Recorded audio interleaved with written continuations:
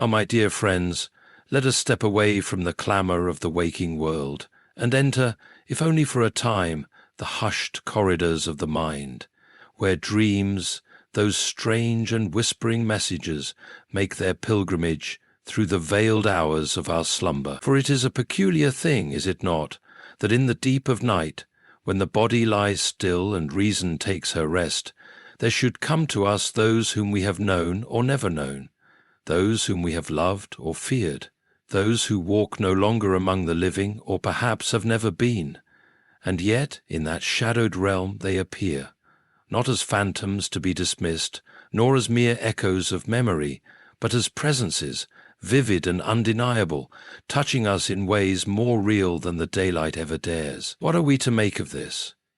Are these dream wanderers the mere stirrings of an overworked mind, a jumble of recollections tossed about by the indifferent hands of the unconscious? Or is there something more at play, a whisper from the unseen, a design woven into the fabric of our slumbers, a calling? It is a curious truth that the human soul is not content with explanations that dismiss mystery altogether. We are creatures who hunger for meaning, and we are right to do so. The dreamer who wakes with the imprint of another's presence upon his heart does not shake it off so lightly. He may try to attribute it to some forgotten conversation, some buried thought that has surfaced unbidden, but often, very often, there lingers a sensation that cannot be brushed aside, a weight, a significance, an insistence that what has occurred is no accident. Perhaps you have known this. Perhaps you have woken with a name upon your lips or a face lingering behind your eyes, a face you have not seen in years, or, perhaps, have never seen at all. And yet it was there, in the hush of the night, looking upon you as though with purpose, as though with intention. What, then, are we to do with such encounters? It is tempting, in this age of reason and certainty, to turn away, to dismiss them as nothing more than figments of an overactive mind. But wisdom does not so quickly discard that which it does not yet understand. The ancient world, whose wisdom we are sometimes too swift to cast aside, knew better than to disregard such visitations. They understood what we have almost forgotten, that there are doors in this world which do not shut so easily, and that the unseen is not so far removed from the seen as we like to imagine. We might consider for a moment that dreams have, throughout history, been the means by which the great and the small alike have been called to something beyond themselves.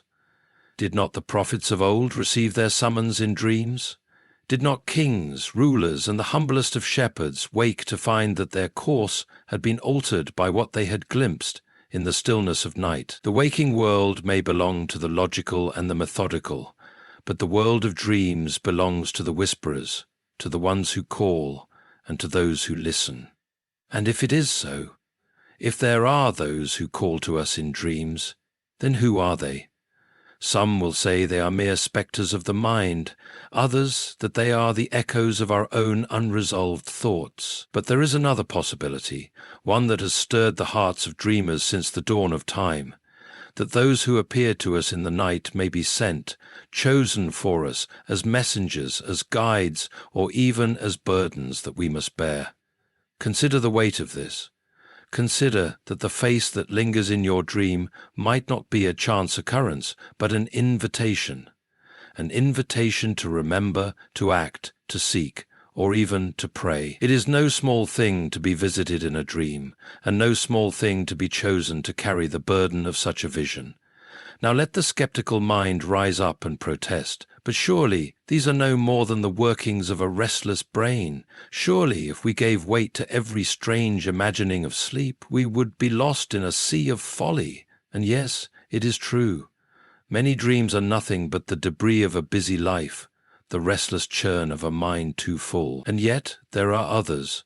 There are the dreams that burn within us, that haunt us with a purpose we cannot name, that linger long after the dawn has driven away the mist of sleep. These, I say, are different. These demand our attention, for what if the dream is not simply a whisper, but a call, And what if those who appear in them have come, not by their own will, nor by our own conjuring, but by some hand greater than either? What if there are those who must visit us because they have been sent, and we must receive them because we have been chosen? The world has grown too quick to scoff at the unseen, too eager to explain away that which does not fit neatly into its categories. But the wise man does not shut his ears to the voice that speaks, simply because it speaks in a language he does not understand. And so, my friends, I urge you, when a dream reaches out to you, when a face appears before you in the hush of night, do not turn away too quickly. Ask yourself, why this person? Why now? What is being asked of me? And if you find that the dream lingers, if it will not be shaken off with the coming of day, then perhaps it is not meant to be. Perhaps you have been chosen to remember. Perhaps you have been chosen to act. Perhaps, in some strange and quiet way, you have been called. For dreams are not given to us without reason, nor are those who walk in them without purpose. And to those who will listen, to those who will watch, and to those who will wake with wonder rather than dismissal, the night may yet reveal what the day is too loud to hear. And so, if we dare to entertain this notion that some are chosen to appear in our dreams, and that we in turn are chosen to witness them, then we must ask the next and more solemn question, chosen for what? For you see, there is an uncomfortable truth about being chosen. It is rarely a convenient thing. Those who are called are often called to something that demands much of them. It is one thing to be visited in a dream. It is quite another to carry the weight of what has been revealed. And yet, throughout history, we see that those who heed such visitations, who do not turn away in skepticism or fear, find themselves drawn into something far larger than themselves. If a name is given to you in a dream, might it not be that you are called to remember that person? If a face appears before you, might it not be that they need your help, your attention, or even your prayers? Or perhaps it is you who needs them. Perhaps their presence is a reminder, a prompting, a gentle, or not so gentle, nudge towards something unfinished. Do not think, however, that every dream will come with clear instructions. The ones that matter rarely do. More often they come as riddles, as veiled messages, as stirrings of the soul that resist easy interpretation. It is here that many falter. They wake with a sense of something just beyond their grasp, and because they cannot immediately understand, they dismiss it. But wisdom teaches us that the most valuable things in life are often those that must be sought with effort, and the truth hidden in dreams is no different. And yet some will say, but what of dreams that trouble us? What of those that do not bring comfort, but instead fill us with unease? But here we must tread carefully. Not all who visit us in dreams are bringers of peace, nor are all messages meant to lull us into contentment. Some dreams disturb precisely because they are meant to awaken something within us. A warning, perhaps, a call to action, a revelation of something within ourselves that we would rather not face. If a dream unsettles you, do not be too quick to flee from it. Instead, ask, why does it trouble me? What does it ask of me? What does it reveal? It may be that the very thing you wish to forget is the thing you are most meant to remember. And what of those who appear in our dreams, but whom we do not recognize?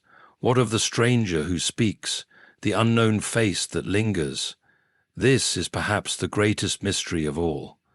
We might say they are the echoes of those we have forgotten, or the faces of those we have yet to meet, or perhaps they are something else entirely. Guides, messengers, voices sent from realms beyond our comprehension. But whatever the answer, one thing is certain, such dreams are not given to us idly. If we have been chosen to see, then we must also choose to listen. If we have been called, then we must decide whether we will answer. And if a presence lingers in our mind long after we have left sleep behind, then we must ask why it has come to us at all. For in the end, my friends, to dream is not merely to rest. It is to stand upon the threshold of something greater.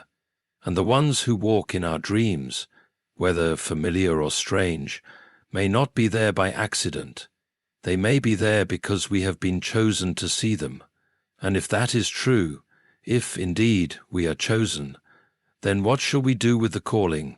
But here is where the weight of responsibility presses upon us most. For if we are chosen, not merely to dream, but to witness, to remember, to act, then we must reckon with what that choice requires, and the burden of the chosen has never been a light one. It is an easy thing to dismiss a dream, to cast it aside, like mist burned away by the morning sun. It is far harder to acknowledge that a task may have been placed before us, that something or someone demands our attention. For to accept this is to accept obligation, and obligation, my friends, is rarely comfortable. But what if we ignore the calling? What if we refuse to listen? What if we turn away from the dream and let it fade into the oblivion of forgetfulness? Some may say it makes no difference. After all, what is a dream but a wisp of thought, a fleeting thing?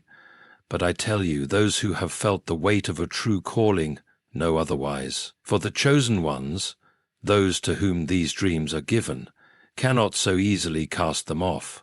A dream that is meant to stir the soul will not simply disappear because one wills it to. It will return. It will linger.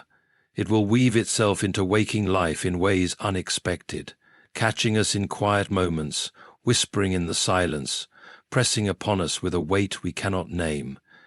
And if we refuse to listen, then we do not merely turn away from the dream, we turn away from something greater. How many have woken with a name or a face upon their hearts, only to dismiss it as nothing? How many times have we been nudged toward a thought, a remembrance, an action, only to brush it aside? And how many moments, how many opportunities, how many divine appointments have slipped through our fingers simply because we would not take seriously what had been set before us? For there is something rather tragic in the thought that the unseen world, whatever it may be, might reach out to us, might send to us a whisper, a message, a calling, and we, in our blindness, in our busyness, in our reluctance, should let it pass unanswered.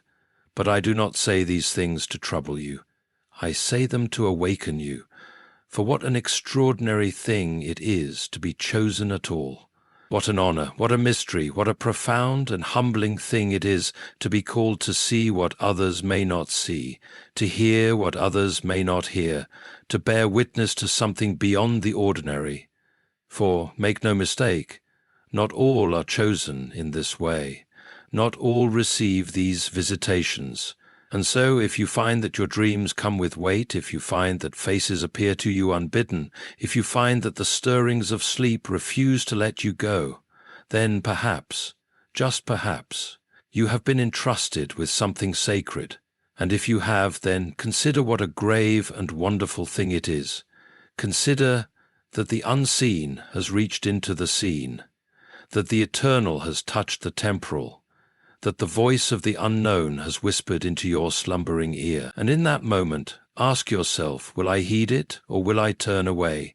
Will I carry the message, or will I let it fall into silence? For in the end, the choice remains ours. The chosen must also choose. The called must also answer. And the ones who appear in our dreams, who reach across the veil to speak, to remind, to warn, to guide, they can only do so much. The rest is left to us. And so, my friends, I leave you with this. The next time a presence lingers in your dream, the next time a name or a face is set upon your heart in the quiet hours of the night, do not be so quick to dismiss it. For dreams, though fleeting, may carry truths more lasting than we know, and those who visit us in the night may do so for a reason beyond our understanding. If you have been chosen to see, then see. If you have been chosen to listen, then listen. And if you have been called, then answer. But what does it mean to answer? This is the question that lingers at the heart of all I have said. It is one thing to accept the weight of a dream, to acknowledge that we have been chosen to witness something beyond ourselves, But it is another thing entirely to know what to do with it. Perhaps we begin with remembrance, for to remember is an act of reverence. It is to take what has been given and hold it, not allowing it to slip away into the forgetfulness that so often follows sleep. Those who are chosen must first learn to cherish what they have been shown, to carry it within them with the kind of careful attention one would give to a message of great importance. But remembrance alone is not enough. There are some dreams that are given simply to be known, but there are others that are given to be acted upon, and this, I think, is where many falter, for action requires courage. It is one thing to wake with the memory of a presence in your mind. It is another thing to allow that memory to shape the course of your day, your choices, your life. What, then, does action look like? In some cases it may be as simple as reaching out. If you dream of one you have not seen in years, perhaps it is not without purpose. Perhaps they are in need of your words, your kindness, your remembrance. You may never know what a simple gesture of acknowledgement might mean to one who is struggling in silence. Or perhaps the dream is one of warning. There are those who have woken from troubled sleep with a sense that danger is near, who have been stirred by the unseen to pray, to speak, to intervene in ways they do not fully understand. And though the world may scoff at such things, those who have experienced it firsthand know otherwise. They know that some warnings must be heeded, that some urgings of the soul are too insistent to be ignored. And then there are the dreams that speak not of others, but of ourselves. These are often the hardest to bear, for they hold a mirror to our souls, revealing things we would rather not see. Perhaps you have woken with the weight of conviction upon you, haunted by a vision of your own failing, your own neglected duty. Do not turn away from such dreams too quickly, for they may be a mercy rather than a burden, a call not to despair, but to change. But in all this, let me offer a word of caution. Not every dream is a calling. Not every wandering vision of sleep is meant to shape the course of our days. There are dreams that are nothing more than the restless echoes of the mind, the remnants of idle thought and passing fancy. Wisdom is needed to discern between the two, to separate the fleeting from the eternal, the meaningless from the meaningful. How then do we know? How do we distinguish between a dream that is merely a whisper of the mind and one that is truly a whisper of the unseen? Ah, my friends, this is not a question with a simple answer, but I would say this. If a dream lingers, if it stirs something deep within you, if it carries a weight that will not be dismissed, then do not be so quick to let it go. Pay attention to what follows. Does it bear fruit? Does it move you toward truth, toward goodness, toward action? For a true calling will never lead you into deception, nor will it leave you unchanged. And so we return to the question with which we began. What does it mean to be chosen? If dreams come to us with purpose, if the ones who walk in them are more than mere figments of the mind, then we must see them not as interruptions, but as invitations. Invitations to remember, invitations to act, invitations to listen. And what if we refuse? What if we choose not to listen? The world will go on, as it always has, but something will be lost, something precious, something irreplaceable. For those who are called and do not answer may find, in time, that the call no longer comes. And so I say again, if you have been given a dream, do not take it lightly. If you have been chosen, then choose to respond. For to do so is to step into a world far richer, far deeper, far more mysterious than we ever imagined, a world in which the unseen speaks, the forgotten are remembered, and the chosen find themselves part of a story far greater than their own.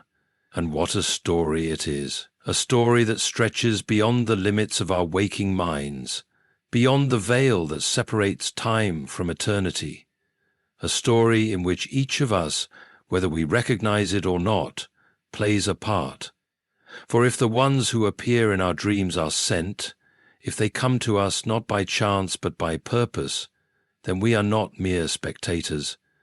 We are woven into something larger than ourselves. called into a mystery we may never fully understand, but which nonetheless beckons us forward. And so, my friends, if you wake with the weight of a dream upon your heart, if you find yourself haunted by a presence that will not leave you, then do not simply ask, "What does it mean?" Instead, ask, "What must I do?" For meaning without action is but an empty thing, a whisper lost in the wind. Some will tell you that dreams are nothing, that they are the idle wanderings of the sleeping mind, the echoes of thoughts too scattered to find their place in the waking world. But I tell you, there are those who have been changed by dreams. There are those who have been warned, who have been guided, who have been called. There are those who have woken to find that their lives will never again be the same, because in the stillness of night they were given something too powerful to ignore. And if such a thing has ever happened to you, then you know what I mean. You know the feeling of waking with the sense that something, someone, has brushed against the edges of your soul. You know the way certain dreams cling to you, not as mere memories but as callings. And if you have not yet experienced it, do not think that you are forgotten. The unseen moves as it wills. It reaches us when the time is right, when our hearts are ready to receive what we are meant to see. But when the time does come, when the veil is lifted, and you stand face to face with something beyond yourself, will you have the courage to respond? Will you choose to listen? For that, I think, is the great test of those who are chosen, not simply that they are called, but that they must answer, not simply that they are given a vision, but that they must act. And so let us be watchful, let us be willing, let us hold fast to the dreams that stir us, the faces that linger, the names that press upon our hearts. For to be chosen is a gift, yes, but it is also a task that only we can fulfill. And if we do, if we embrace it, if we step forward instead of turning away, then perhaps, just perhaps, we will find that we too are part of a great and unseen purpose, that we too have been sent, and that the dreams given to us are not merely for the night, but for the shaping of our very lives. And so, my friends, we arrive at the moment of decision, not just in thought but in will. For it is one thing to be stirred by the mystery of dreams, to feel the weight of something greater pressing upon the soul, but it is another thing entirely to act upon it. For those who are chosen, the easy path is always to dismiss, to reason away, to bury what has been given beneath the distractions of daily life. How tempting it is to say, "It was only a dream," and to move on, unchanged, unshaken, unburdened. But this is not the path of the one who has truly seen. No, the one who has seen cannot so easily forget. The one who has glimpsed beyond the veil cannot return to blindness. The one who has been stirred in the depths of night cannot so easily return to slumber. And so the question is not whether we will dream. Oh, we shall, whether we wish it or not. The question is whether we will allow those dreams to shape us. For there is a power in accepting what has been given. There is a power in listening, in waiting, in watching. There is a power in responding even when the path ahead is uncertain. Perhaps it begins in small ways. Remembering, pondering, seeking, a name whispered in sleep. Perhaps it is an invitation to prayer, a face from the past. Perhaps it is a summons to reach out, to mend, to restore. A warning, a call, a vision too vivid to forget. Perhaps it is not the product of idle thought, but the touch of something greater than ourselves. And then, if we are willing, perhaps it grows. Perhaps we find that our dreams and our waking life are not so separate as we once believed. That the world of sleep is not merely the mind's playground, but a place where truths are whispered, where guidance is given, where something or someone calls to us from beyond the limits of time and space. And if that is so, if we truly believe it, then we must live differently. We must walk with a greater awareness, a greater readiness, a greater humility. For to be chosen is not to be exalted, it is to be entrusted. It is to be given something that is not ours alone, but which we are meant to carry with care, with reverence, and with courage. And so I say again, watch, listen, remember, and when the time comes, do not hesitate. For the ones who appear in your dreams, the ones who visit you in the quiet hours of night, They may not come without purpose, and if you have been chosen to see them, then you have also been chosen to answer, and that, my friends, may make all the difference. And so, my friends, I leave you with this. If you have been chosen to see, then see. If you have been chosen to listen, then listen. If you have been called, then answer. For the unseen world does not reach into ours without reason. The dreams that stir us, the faces that linger, the voices that whisper in the silence of night, they come with purpose. And what a tragedy it would be if we, in our doubt or in our fear, were to turn away from them. Do not be among those who dismiss the calling when it comes. Do not be among those who bury what was meant to be remembered. For to receive a dream, to be entrusted with a vision, is to stand at the threshold of something greater. And the ones who choose to step forward, who choose to heed the summons instead of silencing it, those are the ones who will find their lives shaped by a purpose far beyond themselves. So I ask you now, when the moment comes when the weight of a dream presses upon your heart, will you turn away or will you answer? For in that answer, my friends, lies the measure of the chosen.